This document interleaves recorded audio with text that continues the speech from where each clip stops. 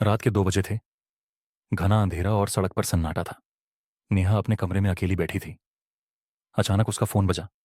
Screen पर कोई number नहीं दिख रहा था। Unknown number. घबराहट में उसने कॉल उठाया। नेहा, तुम अकेली हो? एक धीमी मगर भयानक आवाज आई। नेहा के रोंगटे खड़े हो गए। तुम कौन हो? उसने कांपती आवाज में पूछा। मैं वही हूँ जिसे तुमने भुला दिया, लेकिन मैं तुम्हें नहीं भूला। फोन कट गया। नेहा की सांसें तेज हो गईं। उसे समझ नहीं आ रहा था कि ये कोई प्रैंक है या सच में कुछ गड़बड़ है। उसने पानी पीने के लिए जैसे ही किचन का दरवाजा खोला, बिजली झपकते ही बंद हो गई। अंधेरे में उसने देखा आईने में कोई खड़ा है, लेकिन जब उसने मुड़कर देखा वहां कोई नहीं था।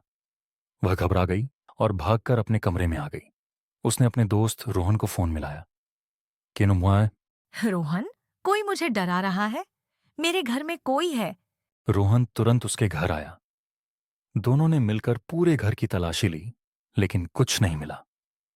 अगले दिन नेहा ऑफिस गई, लेकिन उसके मन में डर बना रहा।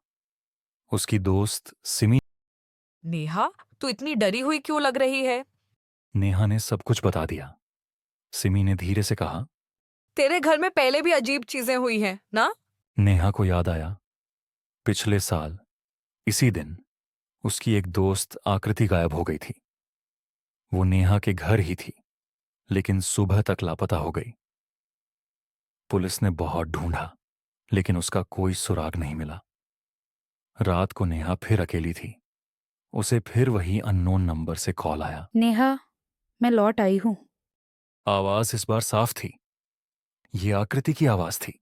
आकृति, तू कहाँ थी इतने दिनों से? यहीं, तुम्हारे पास।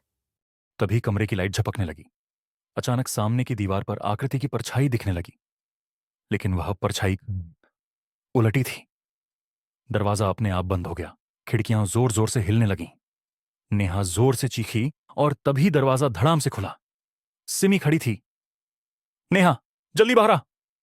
नेहा दौड़कर बाहर निकली, लेकिन जैसे ही उसने मुड़कर देखा, उसका कमरा जल रहा था, पर आग की लपटें नीले रंग की थीं। नेहा समझ चुकी थी आकृति वापस आ गई थी, लेकिन इंसान बनकर नहीं। उस रात के बाद नेहा ने वो घर छोड़ दिया।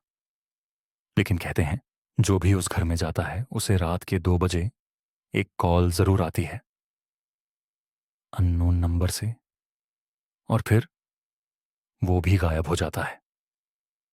द एंड, या शायद नहीं।